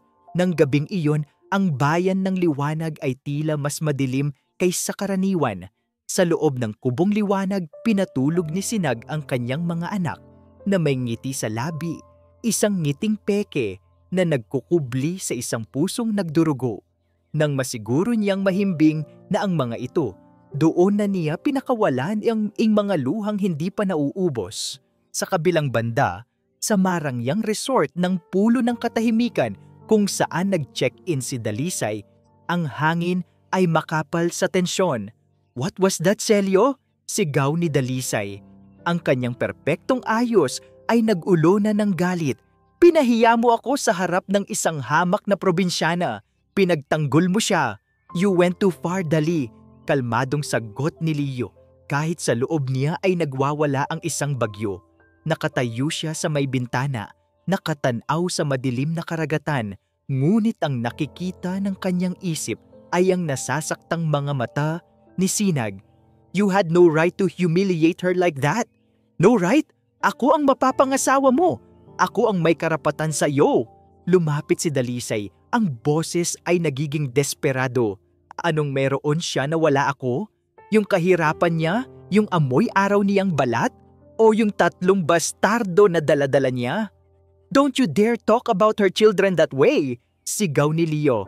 Sa wakas ay humarap dito. Ang kanyang mga mata ay nanlilisik. They are better kids than most people I know. And she's more of a woman than you'll ever be. Natigilan si Dalisay, nasaktan sa mga salita ni Leo. So, it's true. You've fallen for her. Isang bilyonaryo, nahulog sa isang pulubi. How cliche. This is not about money, Dali. This is about... Napatigil si Leo, hindi niya mahanap ang tamang salita. This is about something real, something you and I never had. Ang meron tayo, Celio, ay isang imperyo, git ni Dalisay. Ang pagsasanib ng Andrada at Salazar. Ito ang pangarap ng mga pamilya natin. Itatapon mo ba ang lahat ng yon para sa isang pansamantalang kaligayahan? Iyon ang tanong na bumabagabag kay Leo, tungkulin laban sa puso. Ang buhay na kinasanayan niya laban sa buhay na nagbibigay sa kanya ng tunay na saya. Kinabukasan, habang si Leo ay gulong-gulo pa rin, gumawa ng sariling hakbang si Dalisay. Alam niyang hindi niya makukuha si Leo sa pamamagitan ng pagmamakaawa. Kailangan niyang sirain ang kalaban. Pinuntahan niya si Sinag sa karinderya nito. Mag-isa lang si Sinag noon, naghahanda para sa pananghalian. Nandito ka na naman, malamig na sabi ni Sinag, hindi man lang ito tinitingnan. Don't worry, hindi ako magtatagal, sabi ni Dalisay. Umupo ito na para bang pag-aari niya ang lugar. Gusto ko lang maging malinaw ang lahat sa iyo. Layuan mo si Celio. Wala akong nilalapitan, sagot ni Sinag. Ang kanyang mga kamay ay mahigpit na nakahawak sa kutsilyong gamit sa paghiwa ng sibuyas. Good! Kasi dapat mong malaman, hindi ka nababagay sa mundo niya. Sa mundo namin ang mga tulad mo ay katulong lang, utusan. Hindi ka kailanman uupo sa mesa kasama namin. Ang mundo ninyo ay puno ng pera. Ang mundo ko ay puno ng pagmamahal. Mas gugustuhin ko na dito, matatag na sagot ni Sinag. Isang mapaklang ngiti ang gumuhit sa labi ni Dalisay. Pagmamahal? Akala mo ba sapat na yan? Celio is a man of responsibility. Body has samat empire to run. Hindi niya kayang buhayin yan sa pamamagitan lang ng pagmamahal. At ikaw, anong maibibigay mo sa kanya? 3 bibig na kailangan pang pakainin. Tumingin si Dalisay sa paligid, sa mga lumang upuan, sa mga nagkupas na pader. Let's be realistic. You are a dead weight. Isang pabigat. Kung talagang mahal mo siya, palalayain mo siya. Hahayaan mo siyang bumalik sa buhay na nararapat para sa kanya. Hindi ikaw ang magsasabi sa akin kung ano ang pag-ibig, sabi ni Sinag. Sa wakas ay humarap na kay Dalisay. Ang kanyang mga mata ay nag-aapoy. Ang pag-ibig ay hindi tungkol sa kung anong maibibigay mo. Ito ay tungkol sa kung sino ka. At siguro nga mahirap lang ako, pero mayroon akong isang bagay na hinding-hindi mo kailanman mabibili o mananakaw. At ano naman yon? Hamon ni Dalisay. Isang pusong marunong magmahal ng totoo. Mariing sabi ni Sinag, isang bagay na halatang wala ka. Ang mga salita ni Sinag ay tila isang sampal kay Dalisay. Tumayo ito. Ang kanyang mukha ay nag-iba, naging mas mapanganib. You think you're strong, don't you? Pwes tingnan natin kung hanggang saan yang tapang mo. Every person has a weakness, and I will find yours. Umalis si Dalisay na nag-iwan ng isang banta sa hangin. Nang hapong iyon, habang abala si Dalisay sa pag-uutos sa kanyang private investigator na alamin ang lahat tungkol sa buhay ni Sinag. Naglalakad siya sa tabing dagat para magpalamig. Sa di kalayuan, nakita niya ang mga anak ni Sinag na naglalaro. Pinanood niya ang mga ito nang walang interes. Ngunit habang papalapit siya, may isang bagay na nakakuha ng kanyang atensyon. Ang panganay na lalaki, si Datu. May isang bagay sa mukha ng bata, sa hugis ng kanyang mga mata, sa paraan ng kanyang pagngiti, isang bagay na pamilyar. Isang bagay na matagal na niyang sinubukang kalimutan. Lumapit pa siya nagkunwaring naglalakad-lakad lang. Tinitigan niyang mabuti ang mukha ni Datu. At doon, sa ilalim ng sikat ng araw, nakita niya ito. Isang maliit na nunal sa ilalim ng kanang mata ng bata. Parehong nunal na mayroon ang kanyang pinsan. Ang kanyang pinsan na si Ricardo. Namayapa niyang pinsan. Biglang bumalik ang lahat sa alaala ni Dalisay. Gabi ng aksidente, ang pagtatalo ng kanilang pamilya, ang sanggol na umiiyak, ang desisyon na iwan ito sa isang ampunan para mailigtas ang pangalan at yaman ng mga Salazar. Ang sanggol, ang anak ni Ricardo, ang tagapagmana na dapat ay nawala na. Napatigil si Dalisay sa paglalakad. Ang kanyang puso ay nagsimulang tumibok ng mabilis, hindi dahil sa tuwa, kundi dahil sa takot. Nanginginig ang kanyang mga kamay. Hindi maaari.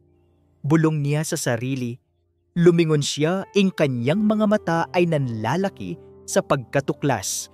Tumingin siya sa batang si Datu, pagkatapos ay sa direksyon ng kubong liwanag. Ngayong naiintindihan na niya. Hindi lang ito tungkol kay Celio. Hindi lang ito tungkol sa pag-ibig. Ito ay tungkol sa isang lihim na kung mabubunyag ay kayang wasakin hindi lang kanyang mga plano, kundi ang buong pamilya Salazar. Ang kahinaan ni Sinag ay siya ring pinakamalaking banta sa kanya. Kailangan ko siyang makuha, sabi ni Dalisay sa sarili. Ang kanyang boses ay naging malamig na parang yelo. Kailangan kong makuha ang bata. Ang hangin sa dalampasigan ay malamig, ngunit hindi nito kayang palamigin ang apoy ng takot at galit na biglang nagliyab sa loob ni Dalisay. Nakatayo lang siya roon, tila isang estatwa, habang ang kanyang isip ay bumabalik sa isang nakaraang matagal na niyang ibinaon sa limot. 13 taon na ang nakalipas. Ang mansyon ng mga Salazar ay nababalot ng katahimikan, isang katahimikang mas mabigat kaysa sa pinakamalakas na sigaw. Sa loob ng aklatan, ang kanyang ama, si Don Alberto Salazar, ay pabalik-balik sa paglalakad. Ang muka ay kulubot sa galit at pag-aalala. Paano nangyari to? Sigaw ng kanyang ama. Namatay si Ricardo sa isang hangal na aksidente sa motor at ngayon iiwanan niya tayo ng isang problema. Ang problema ay isang sanggol na lalaki, ilang buwan pa lang ang gulang, na mahimbing na natutulog sa isang mamahaling kuna sa gitna ng silid. Ang ina ng sanggol, isang babaeng hindi kabilang sa kanilang alta sosyedad, ay namatay sa panganganak. Hindi natin siya pwedeng kilalanin, sabi ng kanyang tiyahin, si Doña Esmeralda. He's a bastard, isang Salazar sa pangalan, ngunit hindi sa dugo. Makakasira lang siya sa pangalan ng pamilya. Hindi lang pangalan ang problema, sabi ni Don Alberto. Sa huling testamento ni Ricardo, nakasulat na ang kalahati ng kanyang mana ay mapupunta sa batang to. Kalahati, kasama na doon ang shares niya sa Salazar Mining Corporation. Doon na pumasok si Dalisay, 20 taong gulang pa lang noon, ngunit ang isip ay kasing talas na ng isang ahas. Kung ganoon, simple lang ang solusyon, sabi niya, at lahat ng mga mata ay napunta sa kanya.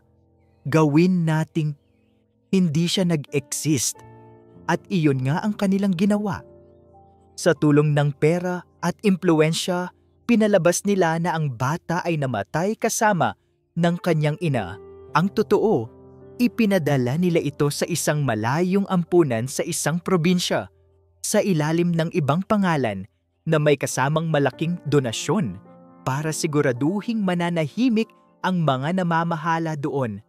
Ang mana ni Ricardo ay tuluyang napasakamay ng mga kapatid ni Don Alberto.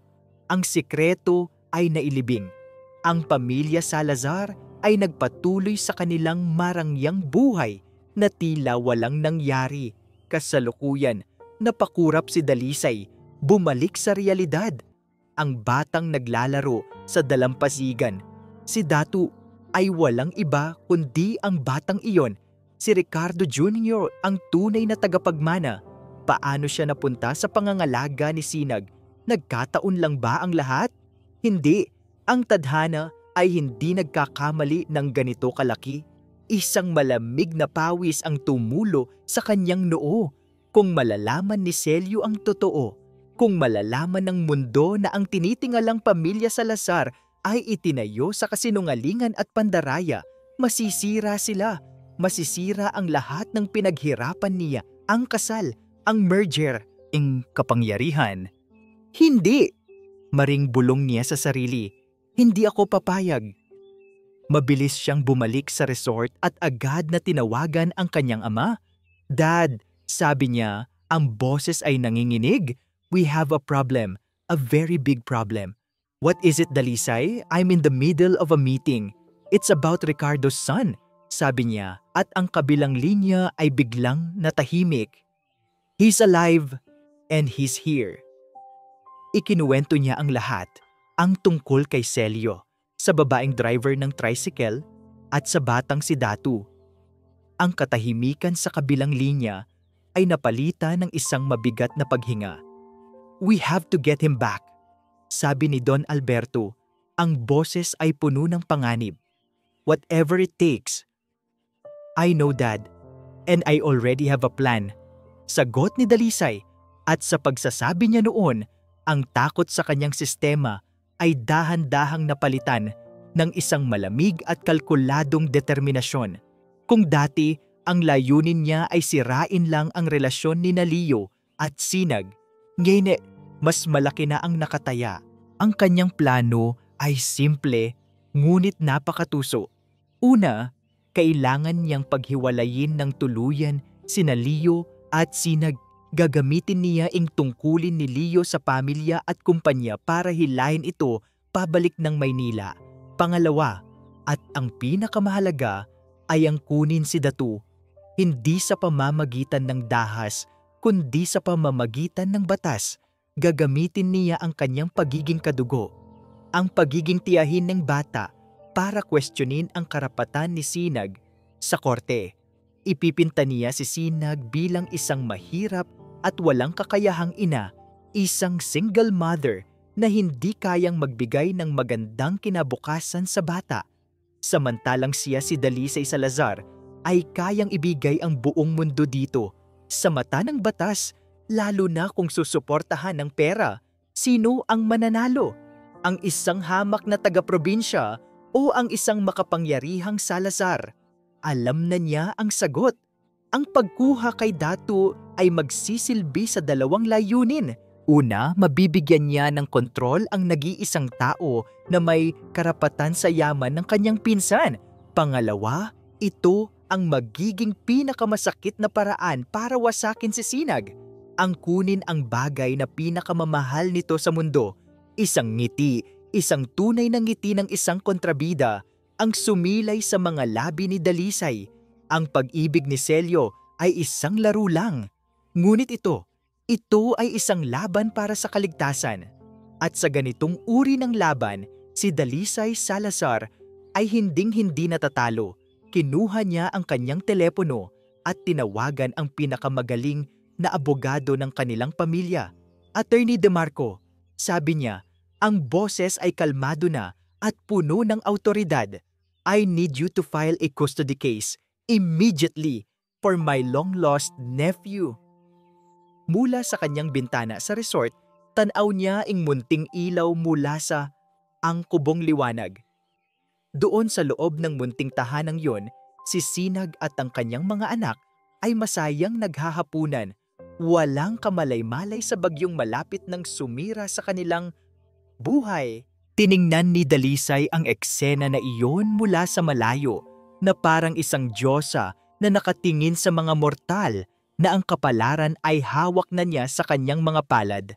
"Enjoy your last few happy moments, Sinag," bulong niya sa salamin ng bintana. "Dahil sisiguraduhin kong sa oras na matapos ako sa iyo, wala nang matitira pa." Ang mga sumunod na araw ay isang malaking pagsubok para kay Sinag. Si Leo, matapos ang isang mahabang pakikipagtalo kay Dalisay, ay kinailangan niyang bumalik sa Maynila. Isang emergency sa Board of Directors, isang problemang siya lang daw ang makakalutas. "Babalik ako, Sinag. Pangako," sabi ni Leo sa kanya bago umalis. Ang kanyang mga mata ay puno ng pagsusumamo at sinseridad. "Aayusin ko lang to. Aayusin ko ang lahat." Tumangulang si Sinag, ngunit sa loob niya may isang bahaging hindi naniniwala. Ang pag-alis ni Leo ay parang isang pisikal na paghihiwalay sa pag-asang nagsimulang mabuo sa kanyang puso. Pakiramdam niya, hinila na ito pabalik sa mundo nito at baka hindi na ito makabalik pa. Ang pag-alis ni Leo ay simula pa lang ng kadiliman. Isang umaga, habang naghahain siya ng almusal sa kanyang karinderya, isang puting van ang huminto sa harap. Mula dito ay bumabaing dalawang babae na nakasuot ng uniforme. Nagpakilala sila bilang mga social worker mula sa DSWD. May kasama silang isang lalaking nakabarong, isang kinatawan mula sa korte. "Ma'am, Sinagliwanag?" tanong ng isa sa mga babae. "Ako nga po," sagot ni Sinag. Ang puso niya ay biglang nagsimulang kumabog. Inabot ng lalaki sa kanya ang isang makapal na brown envelope. "Pinadadala po ito ng korte. Isang petisyon na isinampa laban sa inyo." Nanginginig ang mga kamay na binuksan ni Sinag ang sobre. Sa loob, naroon ang mga legal na dokumento. Ang mga salita ay komplikado, ngunit ang mensahe ay malinaw na parang isang sampal sa kanyang mukha. Petition for custody. Ang petitioner, Dalisay Salazar, na nagsasabing siya ang pinakamalapit na kamag-anak ng batang si Datu Liwanag, na ang tunay na pangalan di umano ay Ricardo Salazar Jr. Ang respondent, Sinagliwanag, na inaakusahan ng pagiging isang unfit guardian dahil sa kahirapan, kawalan ng permanenteng trabaho, at hindi maayos na tirahan. Nabitawan ni Sinag ang mga papel. Ang mga ito ay kumalat sa sahig na parang mga abo ng kanyang nawasak na mundo. Hindi totoo to," bulong niya. "May hearing po kayo sa susunod na linggo, ma'am," malumanay na sabi ng social worker. "Kailangan lingin niyong kumuha ng abogado." Ang balita ay kumalat sa buong bayan ng Liwanag na parang apoy. Ang mga tsismis ay muling nabuhay, mas malala pa kaysa dati. "Nakita mo na, mayaman pala yung bata. Kaya naman pala inalagaan ni Sinag, may mina ng ginto. Kawawang bata, baka kung ano nang ginawa ni Sinag diyan para makuha ang pera." Ang mga taong dati nakikisimpatya ay nagsimulang tumingin sa kanya ng may pagdududa. Ang kanyang karinderya ay tuluyan ng nilangaw. Mag-isa na lang ulit siya, ngunit ngayon dabab ang kalaban niya ay hindi lang mga tsismosa, kundi isang sistema na hindi niya naiintindihan, isang kaaway na napakayaman at napakamakapangyarihan. Sa gitna ng lahat ng ito, si Datu na nakarinig ng mga bulungan ay nagsimulang magbago. Ang dating masayahing bata ay naging tahimik at laging nakatingin sa malayo. "Mama Naga," tanong niya isang gabi, "totoo po ba? May iba po ba akong pamilya?" Niyakap siya ni Sinag ng mahigpit, pinipigilan ang sariling mga luha. "Ako ang pamilya mo, anak. Tayo ang pamilya." Ngunit kahit sa sarili niyang pandinig, ang kanyang mga salita ay tila walang bigat laban sa kapangyarihan ng mga dokumentong nakapatong sa kanilang mesa. Sa desperasyon, sinubukan niyang tawagan si Leo paulit-ulit. Ngunit ang telepono nito ay laging unattended. Nagiiwan siya ng mga mensahe, mga pakiusap na puno ng takot at pag-asa, ngunit wala siyang natatanggap na sagot. Ang hindi niya alam, si Dalisay ang may pakana ng lahat. Tiniyak nito na si Leo ay malulunod sa mga sunod-sunod na krisis sa kumpanya, mga problemang gawa-gawa lang para hindi ito makaalis ng Maynila.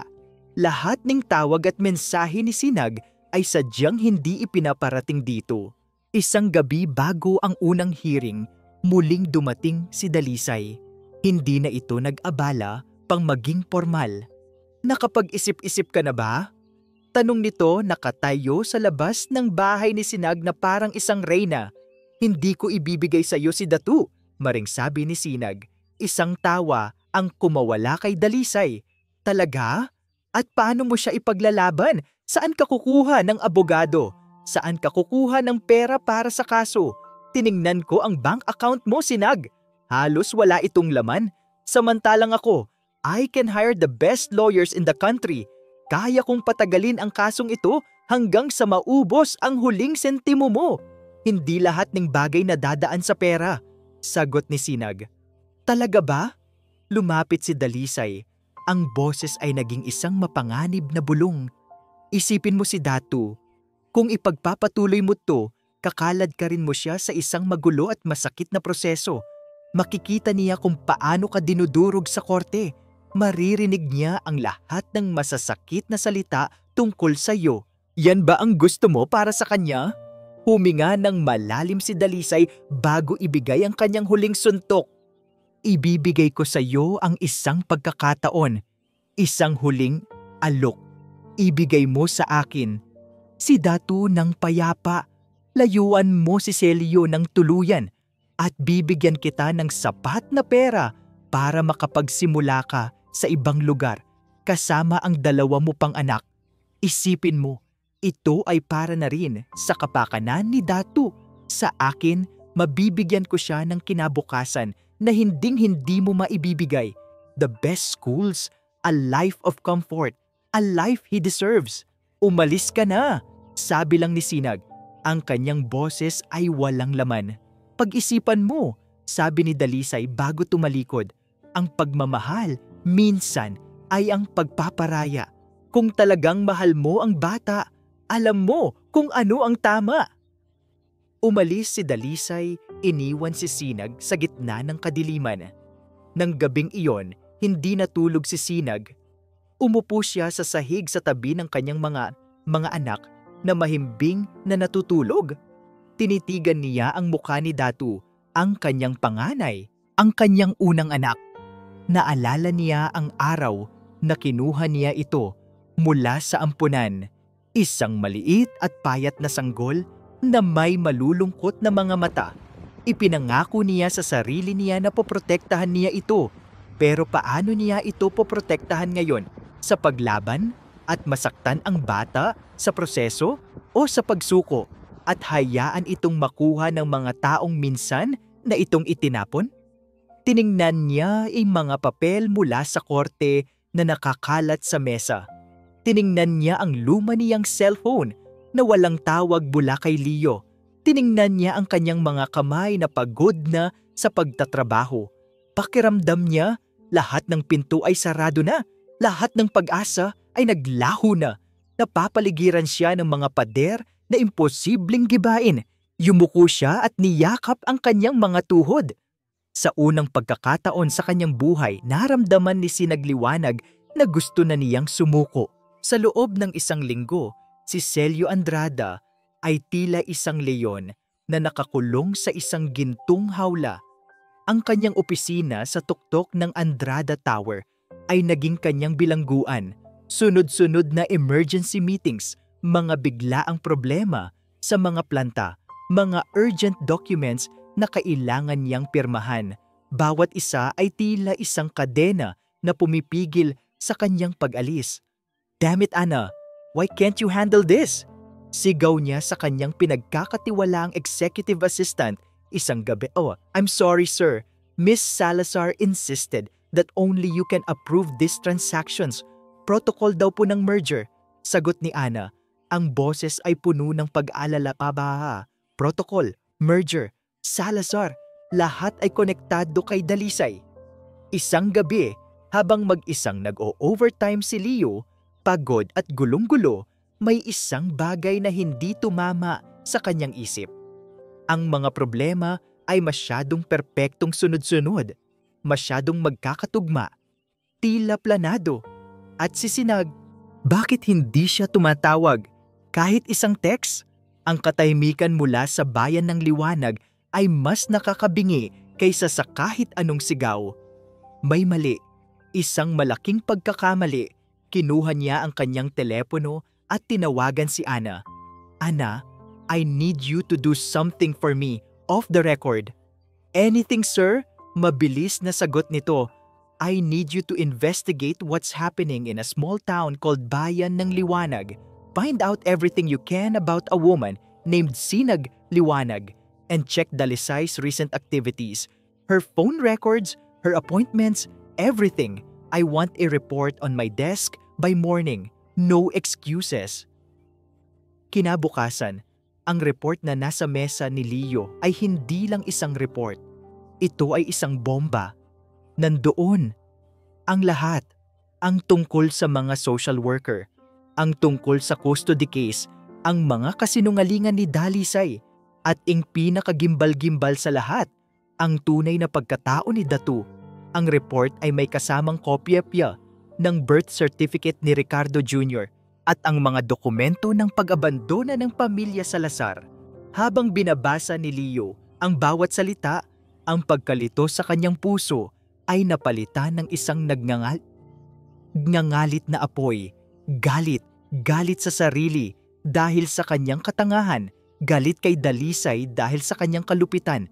Niloko siya, ginamit siya, at sa proseso, ang babaeng minamahal niya at ang mga anak nito ay nasa bingit ng kapahamakan.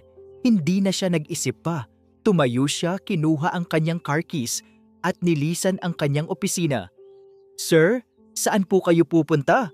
May board meeting po in an hour. Habol ni Ana. To hell with the board meeting. Sigaw ni Leo. I'm going to war. Pumasok si Dalisay sa opisina ni Leo. Nakangiti. Dala ang isang tasa ng kape. Darling, ready for the big day? Ngunit ang nakita niya ay isang bakanteng upuan. Sa mesa, nakakalat ang mga dokumentong naglalaman ng kanilang pinakatatagong sikreto.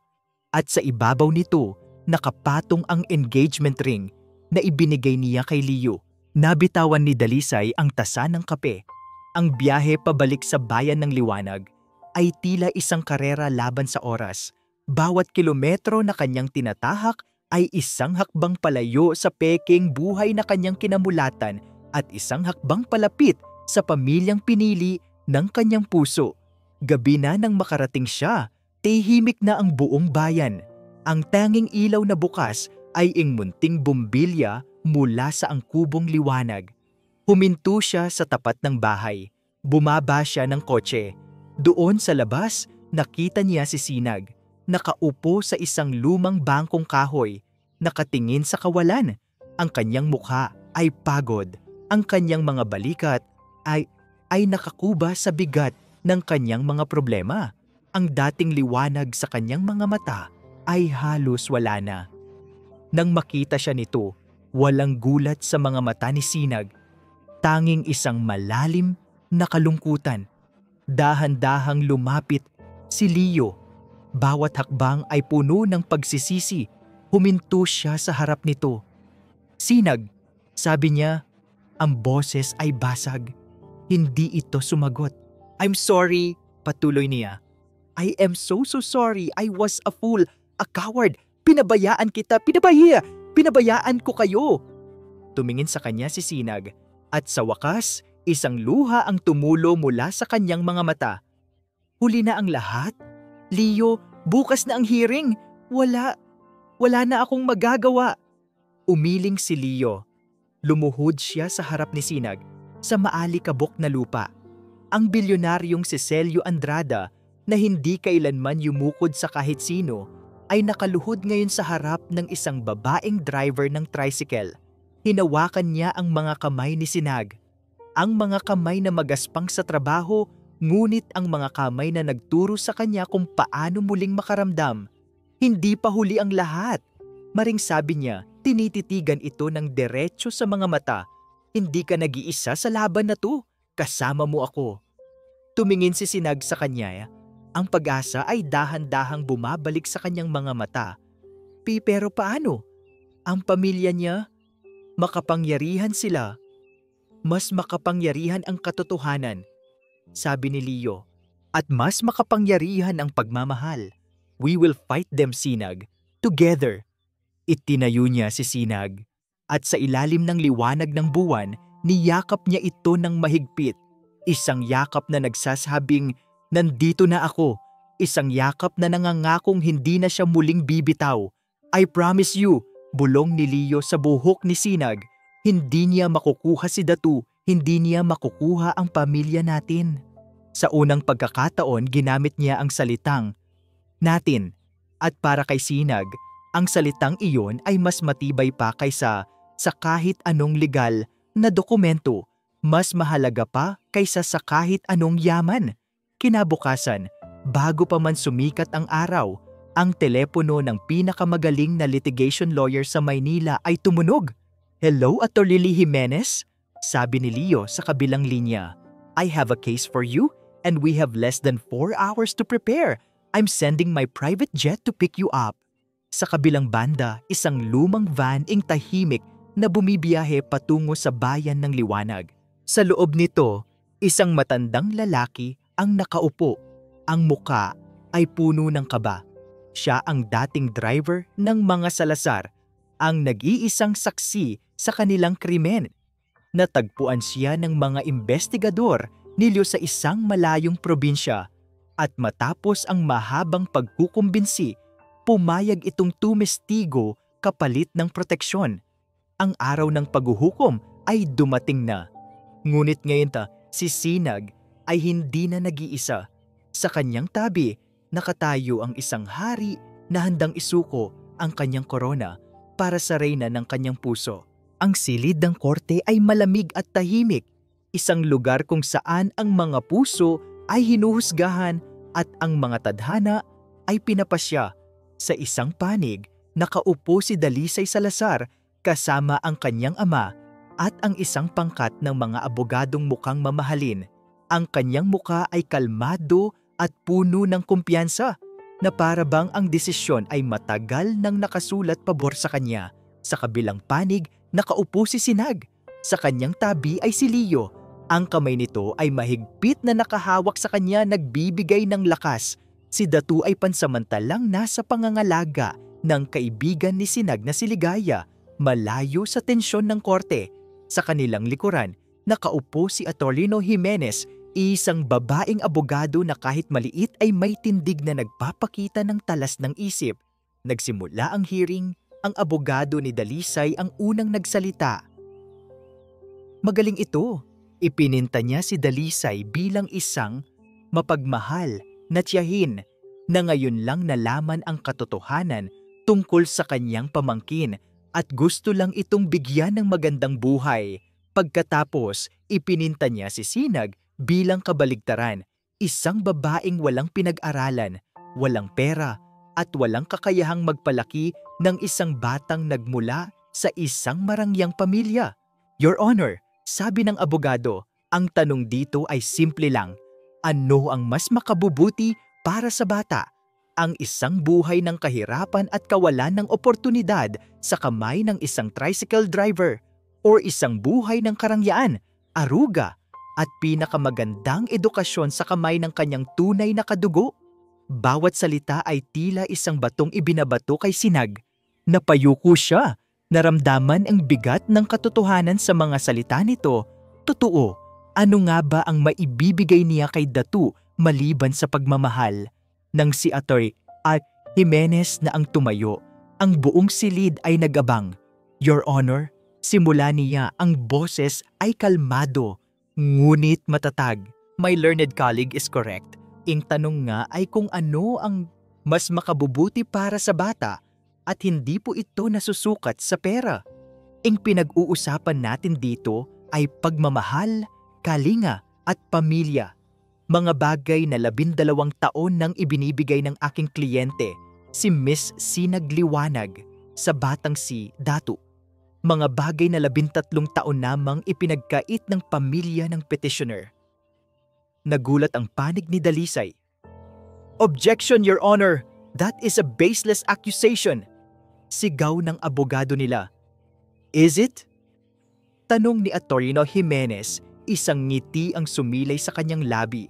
"Kung ganoon po, Your Honor, I would like to call our first and only witness to the stand." Bumukas ang pinto ng korte. Mula dito pumasok ang isang matandang lalaki, si Mang Nestor, ang dating driver ng mga Salazar. Nang makita siya ni Don Alberto Salazar, ang kulay ng kanyang muka ay biglang nag-iba, naging kasing puti ng kanyang buhok. Si Dalisay naman ay natigilan. Ang kanyang kumpiyansa ay biglang naglaho na parang bula. Sa ilalim ng panunumpa, isinalaysay ni Mang Nestor ang lahat. Ang gabi ng aksidente ni Ricardo, ang pag-uusap ng pamilya tungkol sa mana, ang utos na dalhin ang sanggol sa isang malayong ampunan at iwanan ito doon. Sinabi po nila sa akin na kung magkakamali ako o maglalabas ng kahit anong salita, hindi lang ako ang mapapahamak, kundi pati ang pamilya ko. Sabi ni Mang Nestor, ang boses ay nanginginig sa takot at pagsisisi. Pagkatapos ng testimonya, iprinisenta ni Attorney Jimenez ang isang audio recording. Ito ay isang pag-uusap sa pagitan ni Don Alberto at ng isa sa kanyang mga kapatid na lihim na nai-record ni Mang Nestor. Maraming taon na ang nakalipas.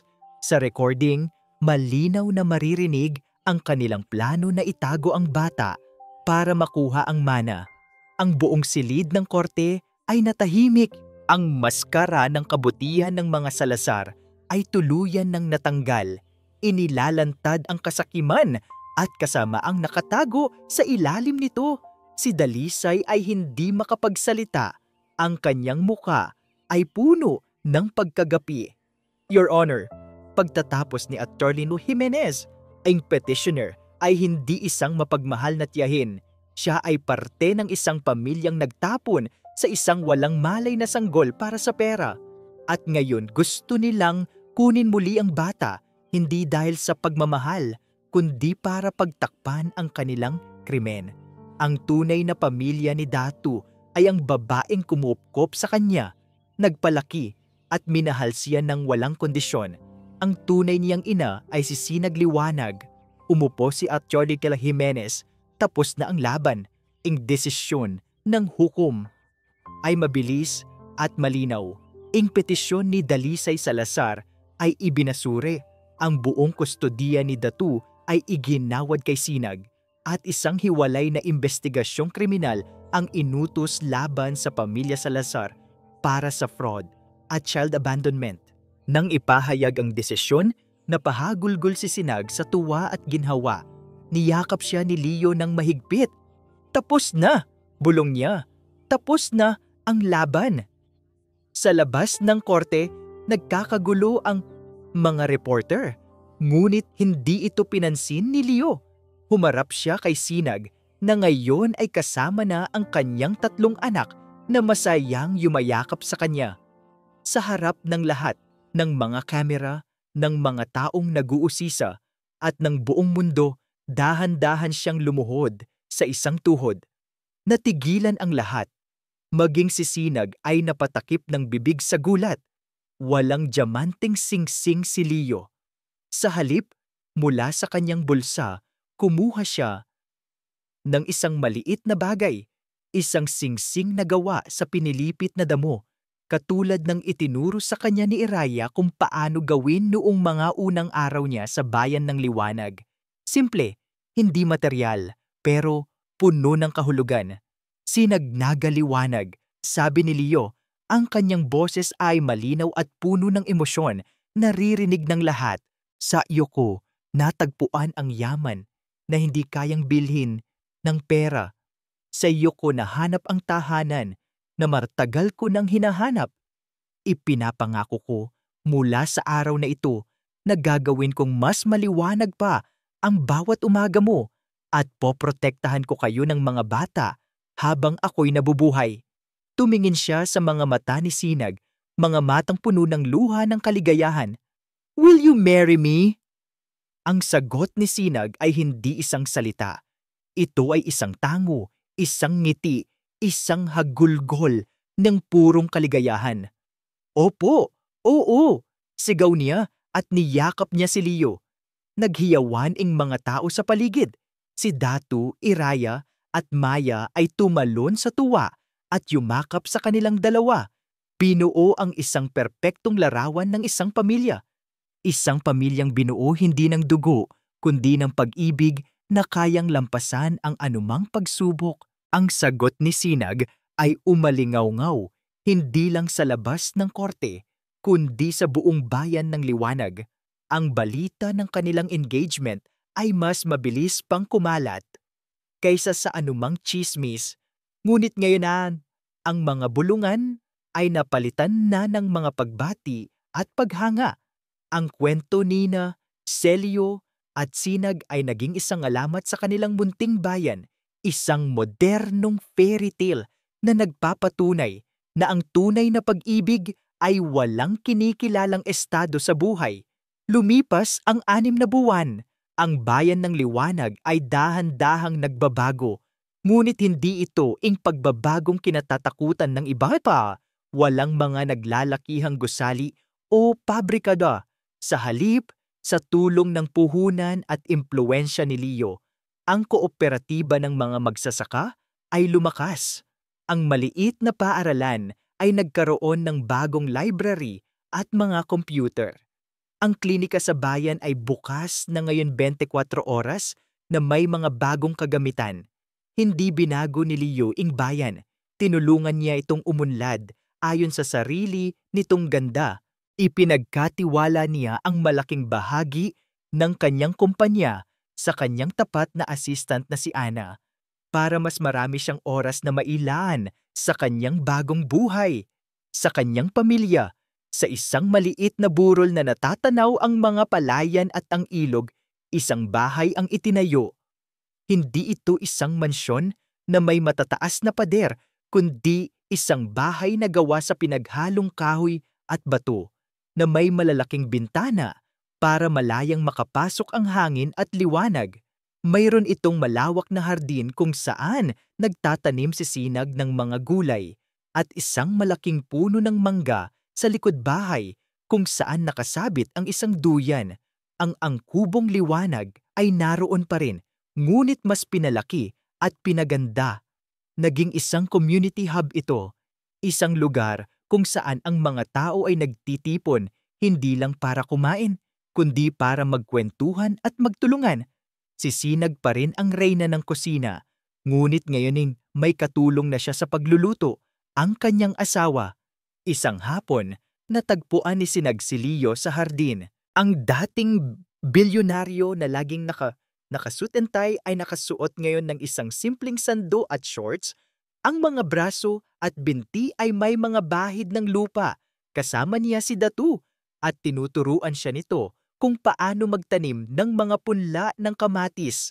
Hindi, Datu, dapat mas malalim ng kaunti, sabi ni Leo. Ang boses ay puno ng pasensya para mas kumapit ang mga ugat. Ganito po, Papa Leo, tanong ni Datu. Ang salitang Papa ay natural na lumalabas sa kanyang mga labi. Exactly, ngumiti si Leo, isang ngiting abot-tenga. Ginulo niya ang buhok ng bata. Sa di kalayuan, sa ilalim ng puno ng mangga, si Iraya ay abala sa pagpipinta. Habang si Maya ay masayang hinahabol ang mga paru-paro, lumapit si Sinag kay Leo. Dala ang isang pitsel ng malamig na tubig. Pinanood niya ang kanyang asawa at ang kanyang panganay na anak. Ang puso niya ay napuno ng isang kaligayahang napakatindi, tila sasabog. Mukhang mas magaling ka nang magsasaka kaysa maging CEO. Biro ni Sinag. Tumingala si Leo at ngumiti. This is a different kind of growth. Mas mahalaga. Tumayo siya at uminom ng tubig. Hinaplos niya ang pisngi ni Sinag. Kamusta ang pinakamagandang may-ari ng karinderya sa buong mundo? Pagod, sagot ni Sinag, sumasandal sa balikat ni Leo. Pero masaya. Tumingin sila sa kanilang mga anak. Tumingin sila sa bahay na kanilang itinayo. Tumingin sila sa bayang kanilang minahal. Iniisip mo pa ba yon minsan? Tanong ni Sinag. Ang buhay mo dati? Ang mga party, ang mga business trips, ang lahat ng yon? Huminga ng malalim si Leo. Nilanghap ang sariwang hangin ng probinsya. Minsan, naaalala ko, pero hindi ko hinahanap-hanap. Tumingin siya sa mga mata ni Sinag, ang parehong mga mata na unang nagpakita sa kanya ng tunay na liwanag. Noong una, akala ko ang mundo ay tungkol sa pag-aari ng mga bagay. Acquiring companies, properties, wealth. Akala ko kapag mas marami kang pag-aari, mas buo ka. Pero mali pala ako. Hinawakan niya ang kamay ni Sinag at inilagay ito sa kanyang dibdib. Ang mundo pala ay tungkol sa pagiging kabilang, belonging to a place, belonging to people, belonging to a family. Hindi ako tumalikod sa mundo ko, Sinag. Bulong niya, dahil ang tunay kong mundo ay dito, kasama ka, kasama kayo. Isang halik, malambot at puno ng pagmamahal, ang kanilang ibinahagi sa ilalim ng papalubog na araw. Isang halik na naglalaman ng lahat ng kanilang pinagdaanan, ang putik, ang mga luha, ang mga laban at ang tagumpay. Nang maghiwalay ang kanilang mga labi, isang sigaw ang kanilang narinig. Mama, Papa, palipad natin yung saranggola. Sigaw ni Datu, hawak ang isang bago at mas malaking saranggola na sila ni Leo ang gumawa. Nagkatinginan sina Leo at Sinag at sabay na natawa. Tara, sabi ni Leo. At doon sa malawak na bukirin ng bayan ng liwanag, ang dating hari ng syudad at ang reyna ng kalsada, kasama ang kanilang tatlong anghel, ay magkakasamang nagpatakbo. Pinanood nila ang kanilang saranggola na umakyat ng umakyat, sumasayaw sa hangin, tila walang hangganan. Malaya, masaya, at kumpleto. Sila ay nakahanap hindi ng isang fairy tale na katapusan, kundi ng isang tunay na simula. Isang simula sa kanilang tahanan.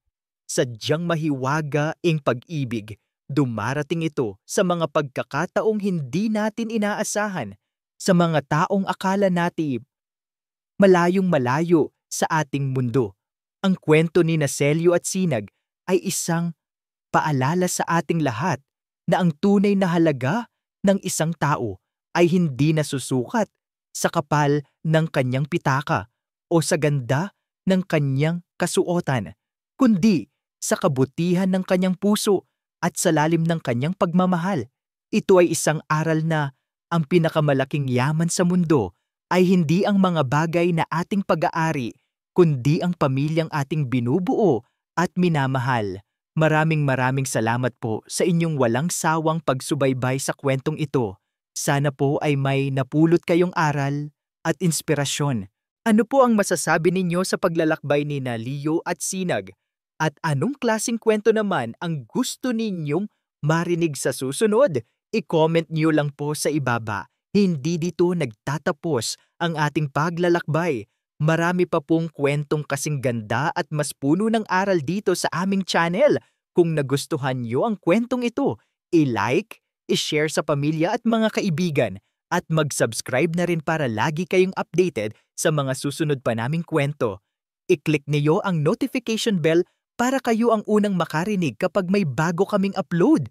Pagpalain po kayo ng Panginoon, kayo at ang inyong buong pamilya. Hanggang sa muli.